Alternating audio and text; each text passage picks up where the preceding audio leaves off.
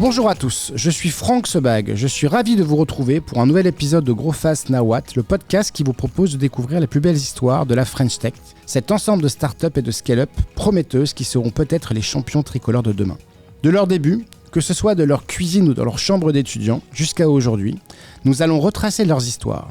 Elles naissent d'une alchimie complexe où se mêlent des idées, de la chance, du courage, du talent. Ce sont des aventures humaines où le sentier passe parfois par des hauts, parfois par des bas, et où les sommets s'atteignent en équipe. Toutes sont uniques et toutes sont riches d'enseignements. Leur parcours, loin d'être un long fleuve tranquille, est une formidable source d'espoir et de motivation pour ceux qui rêvent un jour de tester leurs idées, décider leur destin, voire de changer le monde. Aujourd'hui, j'ai le plaisir d'accueillir Loïc Soubiran, fondateur de Swile, entreprise innovante qui révolutionne les avantages salariés en France. Swile propose une solution tout en un pour les avantages salariés grâce à une carte et une application unique. L'objectif est de simplifier et digitaliser la gestion des avantages salariés, rendant la vie plus facile pour les employés et les équipes RH. Comment Swile contribue-t-il à améliorer l'engagement et la satisfaction des employés au quotidien ? Quelles sont les principales stratégies de croissance de Swile depuis sa création ? Comment Loïc voit-il l'avenir de Swile ? Nous explorons ces questions avec Loïc Soubiran au cours de cet épisode. Vous écoutez Grow Fast Now What, le podcast qui donne de la voix aux acteurs de la French Tech. Bonjour Loïc. Bonjour Franck. Très heureux de te rencontrer. C'est quelques temps qu'on essaye de monter ce podcast, donc on a réussi. J'ai réussi à t'avoir. Plaisir partagé. On était très heureux de te recevoir parce que Swile et toi Loïc, tu représentes une lignée dans la French Tech, des entrepreneurs, des serial entrepreneurs, et on va explorer ça tous ensemble. Déjà pour que les gens qui nous écoutent te connaissent un petit peu mieux, est-ce que tu peux nous rappeler un peu ton parcours ? D'où viens-tu et comment tu as atterri dans l'entrepreneuriat ? D'où je viens ? Je viens du Sud, comme me dirait la chanson, montpelliérain de naissance. J'ai fait toutes mes études à Montpellier. J'ai eu un super diplôme de contrôleur de gestion. Ah, ça c'est bien ça. Ah, ça c'est bien ça. Ça claque. Voilà. Ça fait plaisir aux parents, ça les rassure. Je n'ai évidemment jamais été contrôleur de gestion de ma vie, puisqu'à la sortie de mes études, j'ai lancé ma première start-up qui s'appelle Tids. Une start-up scale-up, un super succès, puisque en 6 ans, on est parti dans 40 pays, 600 employés, 300 millions de chiffre d'affaires, bien profitable, et qu'on a revendu au groupe Altis.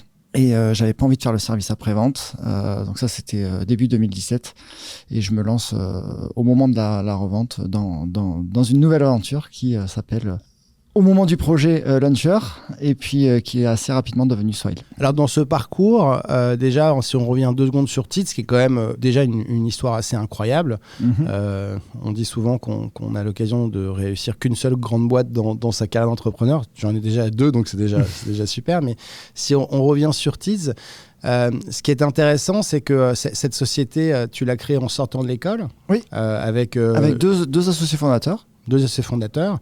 Donc on est dans le monde de la publicité, et à cette époque, ta vision c'est de dire que la publicité vidéo va prendre de l'ampleur, et tu dis il y a un truc à faire. Oui, en fait c'est aussi bête que c'est un peu l'avènement du haut débit sur Internet. Alors, on remonte en 2009-2010. Et qui dit haut débit, dit possibilité pour les annonceurs de commencer à mettre de la publicité vidéo sur Internet. Puisqu'avant, c'était majoritairement des bannières publicitaires. On a tous en tête les espèces de bannières un peu moches, saccadées qui passaient. Ça y est, avènement de YouTube, avènement de Dailymotion, possibilité pour les annonceurs de saisir cette opportunité. Sauf que l'idée était toute bête, c'est de dire tout le monde se concentre sur associer du contenu vidéo avec de la publicité vidéo, comme sur YouTube Dailymotion, donc les fameuses pubs qui nous embêtent avant qu'on puisse accéder à notre contenu vidéo. Et nous, on s'est dit, on va aider les éditeurs de presse, notamment, à monétiser leurs articles écrits, mais avec de la vidéo publicitaire qui était 10 fois plus rémunératrice que des bannières classiques. Cette aide forte pour aider les éditeurs de presse à passer le cap du passage du papier au digital avec une source de rémunération bien plus forte. Et c'était un carton d'entrée de jeu. Ouais, carton, donc vous, après avoir itéré, vous trouvez le bon format. Ouais. Qui s'appelait InRead. Donc c'est dans la lecture. Voilà, dans la lecture, exactement. Voilà. Et dans ta première marque de fabrique, donc ça marche bien, tu passes du 0 to 1. Complètement. Voilà, les gens commencent à te dire... On trouve le product market fit, on lève auprès de Elaya et Partech 4 millions d'euros.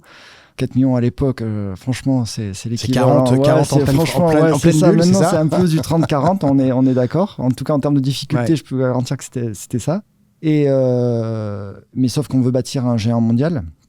Et il se passe que notre business model au moment de la levée, c'est majoritairement un business model de fournisseur de technologie. Donc on va donner notre technologie, on vend notre technologie aux éditeurs de presse et charge à eux de remplir les espaces publicitaires que nous gérons et créons grâce à notre technologie.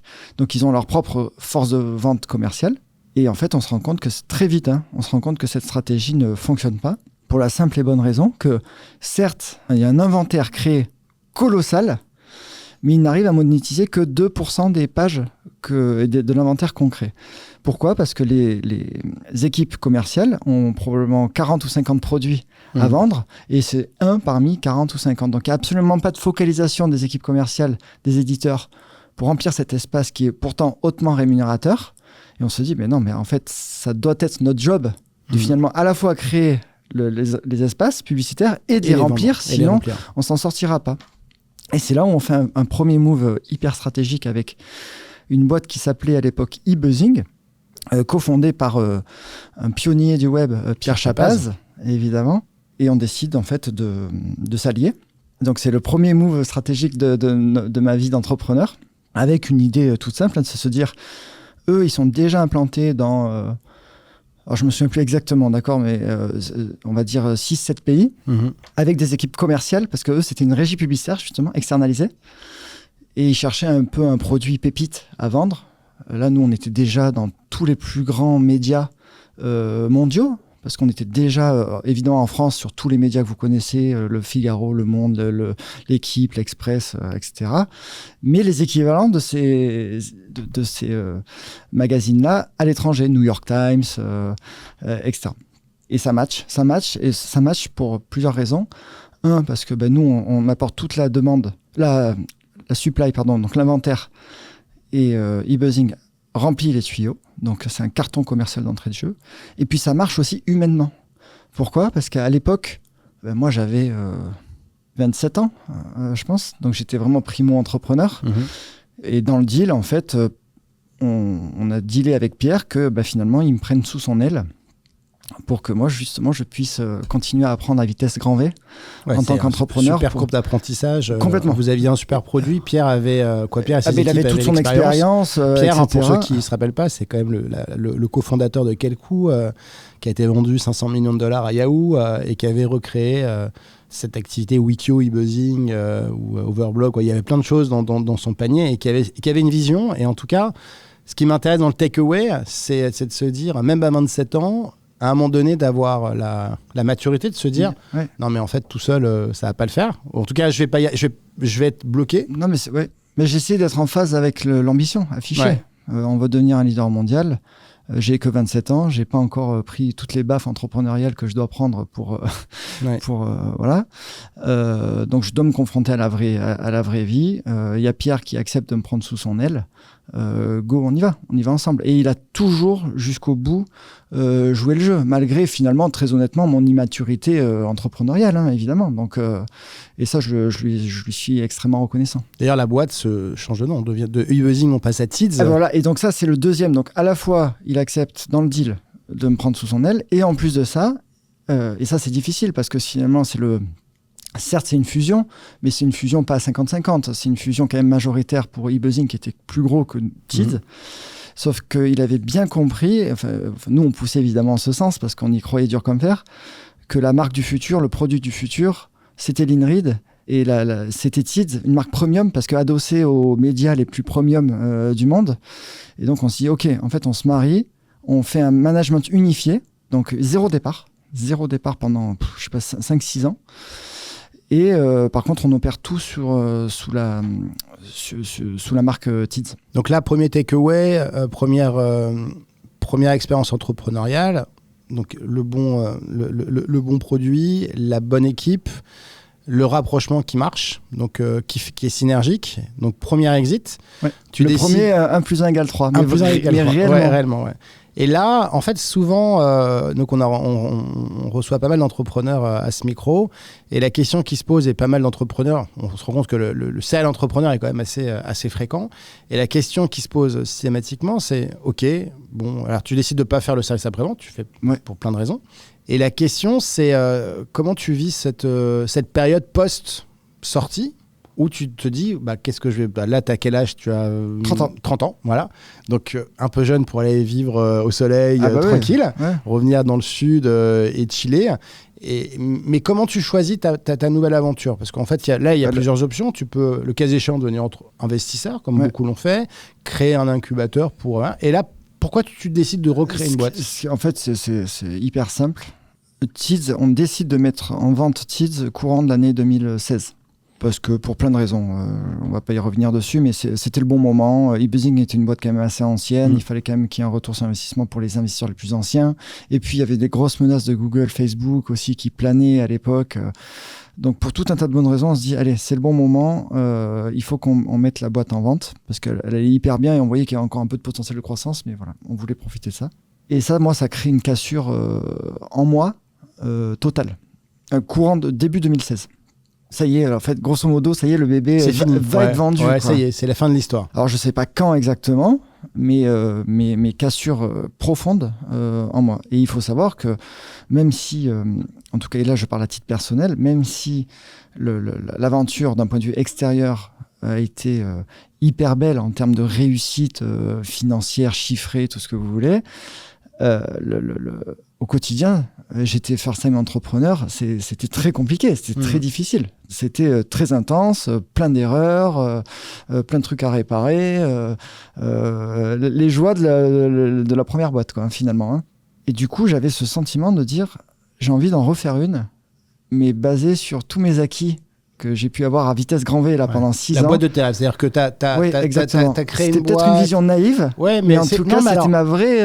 c'était ce qui m'animait, c'est dire... alors là, attention, je pèse mes mots, mais c'est pour la mauvaise analogie. Grosso modo, j'ai fait mon premier brouillon au crayon, machin. J'ai fait plein de ratures, plein de trucs qui allaient pas. Et là, j'ai envie d'en refaire un maintenant hyper propre, quoi. Un super tableau hyper propre. C'est un trait que j'ai eu chez pas mal d'entrepreneurs qui, pour leur deuxième société, j'ai ça en tête avec Frédéric d'Ecovadis, qui m'avait dit, quand j'ai créé Ecovadis, je voulais créer la boîte dans laquelle je rêverais de travailler. Exactement. Donc, un peu pareil, c'est-à-dire que tu avais eu des... La somme des cicatrices de la première, on se dit, allez, on va refaire mieux.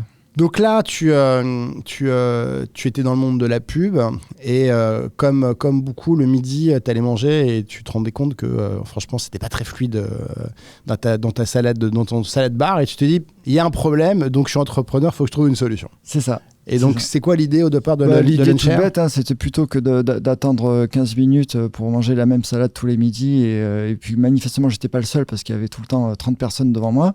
On s'est dit que... Et surtout plein de gens qui, du coup, faisaient demi-tour parce qu'ils voulaient pas faire la queue. On s'est dit, on va essayer de fluidifier tout ce bazar et on va faire de la commande groupée pour la pause déjeuner des collaborateurs. Donc, un peu le groupon de la pause déjeuner. Plus on est nombreux à commander dans la boîte, plus on a accès à la réduction. 15%, 20%, et de réduction immédiate. Et ça fait les affaires du restaurateur parce que c'est prépayé, donc là, il n'a plus d'encaissement à faire, il n'a plus de prise de commande à faire, il n'a plus qu'à se concentrer sur la préparation. Ça fait les affaires des employés parce qu'ils ont de la réduction, et ça fait les affaires des employeurs parce que du coup, il y a ce côté très social où on se regroupe pour déjeuner ensemble. Donc cette magnifique idée, elle s'est brisée sur l'hôtel de l'Arrêté à peu près un rendez-vous. Donc test and learn. Alors normalement test and learn, normalement, ouais, c'est ça. Normalement, on a l'habitude de dire qu'il faut 20 rendez-vous pour comprendre le marché. Là, ton premier rendez-vous, choc, dans ce fameux salade bar en plus. Là où il y avait l'origine, c'est là aussi la fin, quoi, le début du pivot où tu parles complètement. Et c'est pas du storytelling, c'est la vraie vie. C'est vraiment ce qui s'est passé. Et ça paraît fou, hein, puisqu'il s'avère qu'on avait déjà levé 2,5 millions sur cette idée avec Daphne. Avec Marie, qui était déjà dans l'autre... Marie Eklund, qui était déjà chez Teads quand elle était chez Elaya. Qui était dans la dernière saison de l'épisode, vous pourrez écouter en fait, 2050. Et on avait déjà levé 2 millions sur cette idée de commande groupée, grosso modo. Et là, au premier rendez-vous, patatras, on est loin de la thèse parce que, en fait, on se rend compte qu'en France, on ne peut pas dissocier la pause déjeuner du ticket restaurant et que ce fameux ticket restaurant, en 2017, il est encore 95% en papier. Donc parce on a que une plateforme digitale d'un du côté. restaurateur, toi tu voulais avoir une plateforme digitale et le restaurateur il Complètement. ouvre son... Le problème le sujet du product market fit. Ouais. Nous, on arrive avec, en tant que start-upper avec une belle plateforme digitale d'un côté et l'autre, il nous dit, oui, mais moi, tout le monde paye en papier. Donc, ça marche pas. ça il marche pas. Il fallait résoudre un autre problème. Il fallait résoudre un autre problème et en se disant, en fait, si on s'attaque à la dématérialisation du ticket restaurant, alors on pourra proposer des expériences digitales qui ne sont pas possibles avec le papier et des expériences hyper intéressantes pour tout le monde, quoi. Donc on se dit, ok, plutôt que de se concentrer sur la commande groupée, on s'attaque d'abord aux moyens de paiement et ensuite on s'attaquera aux expériences autour. Donc là aussi, deuxième takeaway, on a beau avoir une bonne idée au départ, ce n'est qu'en là. Il faut le confronter. Voilà. Et donc là, il t'a fallu un rendez-vous. Oui, j'étais chanceux. Voilà. Ouais. Alors chanceux, oui, parce que parfois on le découvre un peu plus tard. Ce qui est sûr, c'est qu'on n'est pas resté 6 mois dans un garage ou dans un appart. Vous n'avez pas cramé l'argent pour essayer de tester un truc qui n'allait pas marcher. Non. Et donc là, 3 semaines, je crois, après la levée, tu as un premier board et là, tu annonces à tes board members et les gars, au fait, on va faire des tickets restaurants. On va faire des tickets restaurants. Ouais. Donc gros switch, en 3 semaines. Gros pivot. On n'avait même pas encore, on n'avait même pas lancé la boîte officiellement. Je crois que les statuts avaient même pas été officiellement déposés. Mais déjà, voilà, c'est le principe. Et je crois que ça, c'est peut-être pour reprendre ton expression, un autre takeaway.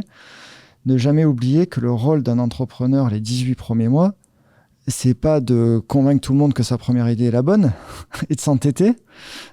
C'est au contraire de passer son temps à essayer de trouver le bon angle d'attaque pour craquer un problème, quoi. Et donc il faut pivoter jusqu'à trouver le bon angle d'attaque. Et là, tu arrives quand même dans un milieu, on a la théorie du Blue Ocean Strategy, vous savez, il y a l'océan rouge où en fait on peut pas aller parce qu'il y a que c'est trop compliqué, et puis à l'océan bleu, on va chercher à l'intérieur de l'océan rouge quelque chose. Et donc toi, tu te dis, je suis dans un marché quasiment oligopolistique, il y a 3, 4... Qui l'était à l'époque. Ouais, bien sûr. Voilà. Et tu te dis que c'est quand même... Moi, en voyant ça de l'extérieur, je dis comment faire pour exister dans un marché qui semble complètement fermé, où il y a des gros acteurs. Et donc là, comment tu c'est quoi ton axe à l'époque Un autre point commun finalement entre Swile et Tids, c'est que quand on lance Tids, avec mes associés côté Tids, on n'y connaît strictement rien à la publicité. Et quand on lance Swile, on n'y connaît strictement rien au marché des tickets restaurants. Et ce manque d'expertise, en fait, est hyper bénéfique. Ouais. Parce qu'on ne voit pas les problèmes, on voit que les solutions. D'un point de vue utilisateur, on se dit, mais mince, mais pourquoi il y a 95% de papier en circulation, alors que tout le monde paye en carte bleue? On est en 2018, on n'est pas en 98. Ouais. Qu'est-ce qui se passe? Donc là, on se rend compte que, en fait, ok, il y a déjà des cartes en circulation, mais que ces cartes, elles ne fonctionnent pas, en fait, grosso modo. Les gens en ont une dans la main, mais ils essayent de payer, ça ne marche pas, parce qu'en fait, c'est un réseau fermé, donc il y a un nombre très limité de marchands qui l'acceptent, versus le papier, tout le monde l'accepte. Donc l'expérience de l'employé est 1000 fois meilleure avec du papier, ce qui est quand même franchement bizarre, quoi. Et donc voilà, et donc petit à petit, de par ce manque d'expertise, on attaque les problèmes les uns après les autres et on les résout. La carte c'est nul, ça marche pas. Ok, on va faire une carte avec un réseau Mastercard, donc comme ça, partout où vous allez, ça va marcher. Déjà, on libère les chakras. Ah oui, mais je préfère payer en papier parce que du coup, je peux mettre plusieurs tickets d'un coup, machin. Pas de souci, on fait le paiement complémentaire. Tu peux lier ta carte personnelle sur ton compte. Et comme ça, si tu dois payer plus que 25 €, etc., etc. Et un autre truc qu'on fait aussi, c'est quand on se lance, la carte, c'est une carte de cantoche, quoi. C'est une carte blanche avec une fourchette, un couteau dessus, un poulet rôti dessus, une brasserie dessus, ou une pastèque dessus. On se dit, non. En fait, la carte ticket restaurant, on va essayer d'en faire quelque chose dont les gens sont fiers. Et on est les premiers à lancer une super carte noire. Et c'est la première carte noire en France qui est à la fois dans les poches des stagiaires et la poche des patrons, quoi. Ouais. Donc là, c'est l'expérience utilisateur remanifiée, en fait, cette expérience du salarié. Ouais. Et là, ça devient un objet quasiment qui est un objet beau, qui fonctionne. Et sur lequel dans une belle boîte quand à la Apple en fait, exactement, peu, on sent l'expérience, on met le paquet sur l'expérience pour que finalement ça bénéficie aussi à l'employeur, sur la marque employeur. Et voilà. Et ce qui était un sujet, C'est-à-dire, soit j'ai du papier, c'est galère à distribuer, il y a des trucs qui se perdent, il y a des tickets qui sont volés, perdus, machin. Donc en fait, c'est un problème RH. Ou soit je donne des cartes qui ne fonctionnent pas, ben là, d'un coup d'un seul, les RH n'avaient plus de problème, quoi. Et c'est comme ça que le fameux Product Market Fit arrive immédiatement, on le sent, hein. Je l'ai connu 2 fois, le Product Market Fit. J'ai connu avec l'InRead chez Tids, et là avec la carte Swile chez Swile. J'avoue que c'est en tant qu'entrepreneur, le Product Market Fit, c'est quelque chose. Et le Product Market Fit, là, on est donc tu crées la levée de 2,5 millions, c'est janvier 2017, si mes notes sont justes. Tu fais une deuxième levée en 2018, en mai. En fait, on se lance officiellement, c'est pour ça qu'on donne toujours cette date, on se lance officiellement le 1er février 2018. D'accord. Donc, et là, en fait, tu fais une nouvelle levée. Dans la foulée. Dans la foulée. Ben oui, parce qu'en fait, on avait pré-signé... là, tu sens que... Ouais, mais immédiatement. Immédiatement. Immédiatement. Ouais, en fait, ça match. C'est pour ça que c'est marrant, c'est que je me souviens, quand on avait fait l'InRead, tu l'as dit, hein, on avait un premier produit qui marchait pas trop, on allait voir les éditeurs, on essayait de les convaincre. Vraiment, on sentait qu'on arrivait à certaines victoires, mais c'était au forceps, quoi, hein. Et quand l'InRead est sorti, en un rendez-vous, on a convoqué tout le monde dans une salle, on avait signé 20 éditeurs. D'un coup. Donc c'est la magie, c'est bon, on a trouvé, quoi. Ça devient une évidence pour tout le monde. Et ben pour Swile, avant même d'être lancé, on avait déjà 100 contrats de boîtes pré-signés. Incroyable. Ouais. Voilà, largement aidé par Romain Libaud, un des tout premiers Swiler, qui avait un bon réseau, qui a créé Pivot, par la suite. Fait, ouais. Et là, le 1er février, grosso modo, de suite, que des avis dithyrambiques. Et évidemment, du coup, on s'est dit, allez, go, on relève. Et 2 mois après, on levait avec Idinvest. Ouais, donc, assez incroyable comme expérience. Donc, du coup, le go-to-market, il est induit. Ça va assez vite. Les levées, en fait, s'enchaînent. Parce qu'on est là pour prendre le marché. Prendre le marché. Donc, en gros, tu as 2 sujets. Taux de couverture des restaurants. Oui, parce que ça, c'est le modèle économique. Voilà, il faut à la fois... Alors peut-être, rappelle-nous rapidement ton modèle. Grosso modo, les émetteurs de titres restaurants historiques, 75 à 80% des revenus proviennent des commissions d'apporteurs d'affaires prélevées côté restaurateur ou point de restauration. Voilà, le grand sujet étant de dire, OK, mais nous, on a une carte. Donc les émetteurs historiques ont évidemment ce qu'on appelle un taux de couverture à 100%, c'est-à-dire qu'ils ont un gros maillage de points de restauration et donc ils arrivent par défaut à récupérer systématiquement leur commission. Nous, le gros challenge, c'était de convaincre notamment nos investisseurs que même avec une carte qui passe partout, on arriverait quand même à récupérer les commissions côté marchand parce qu'on reste un apporteur d'affaires clé et que les marchands ne peuvent pas... qui a de la valeur côté parce que dans le modèle en fait historique, dans le modèle avant que vous arriviez, en tout cas qui était majoritaire, c'est que globalement, lorsqu'on paye 10 à un restaurateur, lui il touche directement que 9. Donc en fait, t'as pas à aller chercher les 1, même si c'est pas le bon taux de commission. Ouais. Dans le modèle que vous avez poussé, là le restaurateur touche 10. Ouais. Et c'est à vous d'aller chercher en fait la commission. Exactement. Voilà, donc par des systèmes d'abonnement. Et la carte, quand on disait tout à l'heure, et je le fais en 10 secondes top chrono, la carte, quand on disait qu'elle ne marchait pas, la carte historiquement lancée par les émetteurs, c'est parce que c'était une carte à réseau fermé, un peu comme American Express, et que pour que le paiement passe, il fallait qu'il y ait une manipulation sur le terminal de paiement. Il fallait que le terminal de paiement soit mis à jour pour que le paiement passe. Donc c'est pas une question de fond, c'est une question technique de est-ce que ma carte est reconnue ou pas. L'avantage des cartes Visa ou Mastercard, c'est que par défaut, elles sont reconnues partout. Ouais. Et donc, c'est bien ça le problème, c'est que quand ils ont lancé leur carte, le réseau d'acceptation était hyper faible. Ouais. Donc du coup, on tentait de payer, on avait de l'argent, on avait nos 200 €, 150 € sur notre compte. Et j'essaie de payer 10 €, ça marche pas. Mais effectivement, tu l'as bien dit, l'avantage de ces réseaux fermés, c'est que ça permet de prélever la commission au moment de la transaction. Avec Visa ou Mastercard, tu es obligé de la récupérer a posteriori. Mais c'est un modèle qui marche historiquement puisque c'est le modèle de Visa et de Mastercard. Non, parce que Visa, Mastercard, après, ça, c'est autre chose. Eux, ils le prennent au moment de la transaction. C'est tous les frais. Et donc, en fait, dans l'histoire, en fait, on l'a pas redit, mais a priori, il y a un texte qui autorise depuis 2014 la digitalisation des tickets restaurants et tu te rends compte qu'en 2016, 2017, il s'est encore rien passé. Donc, là aussi, à cause de ça. Et là, en fait, ce qui est intéressant, peut-être aussi, toujours sur ces points à retenir, les takeaways, c'est que Là, on est aussi face à un moment où on a une autorisation, une réglementation qui autorise. Et finalement, personne ne s'est encore engouffré. Et là, tu vois aussi Mais en fait, c'est le serpent qui se mord la queue. Ouais. Comment est-ce que tu arrives à... Parce que, allez, pareil, j'essaie de la faire rapido. On lance une carte Mastercard. Et on se dit, c'est bien simple. On n'a pas encore de réseau de marchands contractuels, donc on ne peut pas encore récupérer les commissions côté marchand. Donc, on va faire payer les entreprises.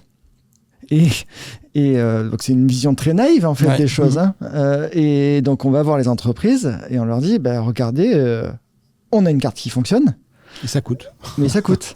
Et là ils nous regardent, ils disent vous êtes bien mignons, mais moi les tickets resto, j'ai jamais payé 1 euro pour des tickets resto, donc je suis OK pour passer chez vous. Parce qu'effectivement, vous êtes très convaincant sur la proposition de valeur, mais par contre, je ne suis pas prêt à payer 1 euro. Ça, mais ce n'est pas du tout une histoire d'argent, c'est une question de principe. Et on s'est confronté à une question de principe, et on a bien compris que certes, un peu comme Tids à l'époque, on aurait pu faire des ventes au forceps, mais en aucun cas, ça nous permettait de prendre le marché. Donc, la société progresse. Alors, ce qui est hyper marquant dans ton parcours, c'est, on l'a dit un petit peu, on a fait le teasing en intro, c'est une sorte de build-up. On se rappelle que sur Tids, sur l'histoire Tids, il y a eu ce rapprochement e-buzzing et success story. Et là, tu arrives à un moment de Swile où tu te dis, tu commences à avoir un bon taux de couverture, 70%, on en parlait tout à l'heure. Et pour accélérer, de la même manière que sur Tids, tu t'es dit il va falloir que je puisse passer à l'étape supérieure, tu avais identifié qu'à un moment donné, pour craquer et devenir un leader, parce que c'est un marché de volume, encore une fois, hein, on est clair que pour que ça marche, c'est du volume. Voilà, c'est du volume. Marché à 9 milliards de volume, c'est ça ? C'est ça, un peu plus, 9,3. Un peu plus, 9,3, ouais, ça augmente toujours un petit peu. Et là, pareil, alors on parle beaucoup en ce moment dans la French Tech de ces problèmes d'exit, de sortie, comment fait-on, par qui peut-on être acheté. Bon, il y a un truc génial dans l'histoire de Swile, c'est ce sorte de reverse M&A, c'est de se dire à un moment donné, une grosse scale-up, elle peut aller chercher en fait des belles endormies dans des grands groupes et en fait refaire le 1 + 1 = 3. Et non, souvent, en fait, c'est plutôt les grands groupes qui rachètent les startups. Et là, toi, tu as cette vision de dire peut-être que dans les grands groupes, il y a des activités qui vont m'aider. Et donc là, on a la fameuse opération avec BPCE. Est-ce que tu peux nous la décrire un petit peu ? Pareil, on essaye, hein, évidemment. Les choses, parfois, ne se passent pas comme on veut, mais on essaie de rester cohérent par rapport à notre ambition. On a envie de devenir un leader. On lève en conséquence. Alors, le contexte macroéconomique est très favorable. Hein. On trouve le bon produit, mais il y a aussi un super contexte macroéconomique qui nous permet de lever jusqu'à 300 millions pour prendre le marché. 200 millions de dollars en octobre. Ça, c'est la dernière levée, mais le cumul, on atteint 300. Ouais. Secondaire inclus, mais ce n'était pas une grosse partie. Donc, 300 millions pour prendre le marché. Et par nous-mêmes, on arrive quand même, en 4-5 ans, à prendre 15% du marché. En partant d'un vrai zéro, franchement, c'est quand même une belle perf. Sur un gros marché. Sur un énorme marché qui n'avait pas bougé depuis 55 ans, quoi. Mais du coup, vu qu'on a envie de partir à l'étranger, vu qu'on a envie de bâtir un leader un peu global, évidemment, il faut qu'on ait une assise très forte dans notre marché historique. Et on regarde un peu ce qui est possible de faire. Donc évidemment, vous avez parmi les acteurs historiques Edenred. Est-ce qu'ils sont vendeurs de leur activité en France ? Évidemment que non. Sodexo, pareil, non. Chèque déjeuner, pareil, non. Et donc, en fait, le quatrième, il s'avère que c'est la filiale de BPCE qui s'appelle Bimpli, anciennement Natixis Intertitres. Et là, peut-être qu'il y a quelque chose à faire parce que c'est une filiale assez petite par rapport à la taille du groupe BPCE. Peut-être que c'est dans l'intérêt de tout le monde d'essayer de faire quelque chose. Et donc, je tente une première approche en 2020, puis je tente une deuxième approche en 2021, deux beaux refus en bonne et due forme. Mais mine de rien, je pense que la graine est plantée et rendez-vous est pris pour plus tard. Et 2022 est la bonne. Et donc là, en fait, tu vas chercher le quatrième acteur. Ouais. Beaucoup de complémentarité. À la différence peut-être Quand on dit quatrième, c'est même pas... Ils étaient quand même numéro 2 en France. Hein. Ouais, d'accord. Donc le marché se tenait en fait avec 4 acteurs. Mais c'était quand même l'acteur numéro 2. Et la différence par rapport à l'opération Tids e-buzzing, c'est que dans Tids e-buzzing, tu allais chercher en fait un scale différent. Un scale différent où e-buzzing était majoritaire dans le deal, même si on a préserver tous les actifs de Tids, c'est-à-dire la marque, le produit, la strat, etc. Il y avait quand même un actionnariat plus majoritaire de e-buzzing. Là, c'est l'inverse. Là, c'est soit il est plus petit, mais soit il a une beaucoup plus grosse dynamique. Donc certes, soit il est plus petit à l'instant T, mais soit il sera plus gros à l'instant T plus 1. Donc évidemment, ça nous aide à complètement faire comprendre que ça peut pas être un deal majoritaire de Bimply. Donc ce sera en minoritaire. Et on arrive à convaincre BPCE qu'effectivement, on peut finalement cet actif un peu non stratégique de BPCE, on peut lui redonner une dynamique extrêmement forte et vertueuse et créer de la valeur pour tout le monde. Et donc ça, c'est super parce que là aussi, le 1 plus 1 égale 3. Ouais. Et j'ai même envie de dire... c'était même moins 1 égale 4. Ouais. Pourquoi ? Parce que c'était un commentaire sur LinkedIn qui m'a fait beaucoup rire parce que quand on fait Teads avec eBuzzing, Teads est profitable. Ouais. Et eBuzzing est profitable. Donc, mais par contre, on va chercher plein de revenus, de synergie de revenus, etc. Donc là, on fait vraiment le 1 plus 1 égale 3. Avec Swile, on part quand même, fin 2022, à moins 68 millions d'euros d'EBITDA. Alors attention, c'était pas grave. Enfin, nous, en tout cas, on a levé 300 millions, c'était quand même pour prendre le marché. Donc, on est en phase avec ce qu'on raconte. Mais mine de rien, on part quand même de moins 68 millions. Quoi. Bimply part à 8 millions. De profitabilité de profitabilité. Ouais. Mais 8 millions, le problème, c'est que ça peut paraître OK. Ouais, mais groupe, en fait, ça l'est pas du tout, puisque la marge d'EBITDA était de 8%, là où la marge d'EBITDA de la concurrence des historiques était plutôt de l'ordre de 35%. Donc, on était quand même sur un actif qui était en grande souffrance, très peu de croissance, et qu'il fallait rebooster. Donc, on avait d'un côté moins 68, de l'autre moins 69, pardon, et de l'autre plus 8, ça fait moins 61. Et en 18 mois, jour pour jour, puisqu'on a fait le deal au tout début 2023, on a annoncé nos résultats du premier semestre 2024 et on sort plus 23 en EBITDA. Donc on fait un delta de plus 84 en EBITDA en 18 mois. Ouais, ce qui est incroyable, parce que là aussi, Takeaway French Tech, on parle souvent, il y a balance ton centaure, donc on peut balancer que soit il aura plus de 100 millions d'euros sur une année, parce que tu as annoncé... c'est sur un semestre. Un semestre, donc voilà, ça marche. Sur une demi-année, tu l'as fait. Et quand on parle en fait de ces structures... qu'on appelle licorne, mais à la limite, qu'importe. Aujourd'hui, tu es une entreprise innovante de taille intermédiaire. C'est-à-dire que globalement, tu as dans l'ADN beaucoup d'innovation, mais beaucoup de croissance. Mais de la croissance, plus de 1000 salariés, en fait. De la croissance ça, et de la profitabilité. Donc ça, c'est c'est le match de croissance qui continue à nous intéresser grandement. Attention, c'est pas parce que là, évidemment, on montre que notre cœur de métier est hyper sain, parce qu'on arrive à dégager une belle profitabilité, etc., on rentre dans la catégorie des boîtes qui doivent générer le plus de LBO finalement. Ouais, ça. Des boîtes pour qui rembourser doivent la dette. Rembourser la dette. Là, l'idée, c'est de réinvestir tous ces profits dans la croissance. Donc, ne nous attendons pas ou ne vous attendez pas sur nos comptes à venir de voir une profitabilité c'est pas l'objectif global qui explose parce que tout va être investi dans la croissance. Donc, on va rester au-dessus de la ligne de flottaison de profitabilité. Parce que pour le coup, si tu es en dessous, tu es quand même pénalisé. Mais par contre, c'est réinvesti dans la croissance. Et du coup, sur la dernière question que j'avais, c'est ta vision, en fait. On est dans une work tech, je sais pas comment tu appelles. Je sais pas comment tu l'appelles. C'est ça, work tech. On aime bien, ta vision, là, en fait, j'ai lu beaucoup de choses sur ce que tu disais, mais là, tu as réenchanté une partie en fait du quotidien des salariés. En fait, c'est la première pierre. C'est la première pierre. C'est quoi la vision d'après ? C'est quoi pour là, finir l'idée, c'est vraiment. On reste encore très très focalisé sur l'expérience employée. C'est vraiment de bâtir une expérience employée unifiée, hyper moderne.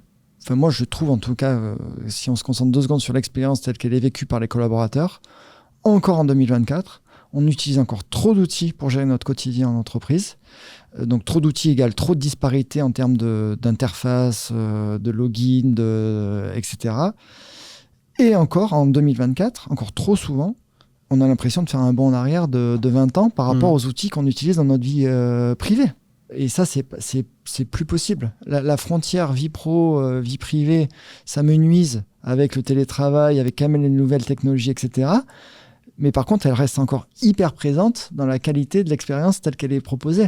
Alors, ça va de mieux en mieux, mais il ne faut pas oublier que ça va peut-être de mieux en mieux dans certaines parties du monde économique, donc par exemple les startups où effectivement ça commence à aller un peu mieux, mais ça fait pas le monde du travail de manière globale. Bien sûr.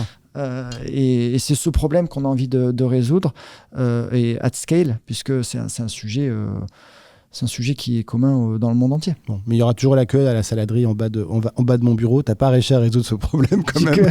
Si un jour en fait tu peux trouver un moyen, il faut qu'on y repense. Non, mais c'est super.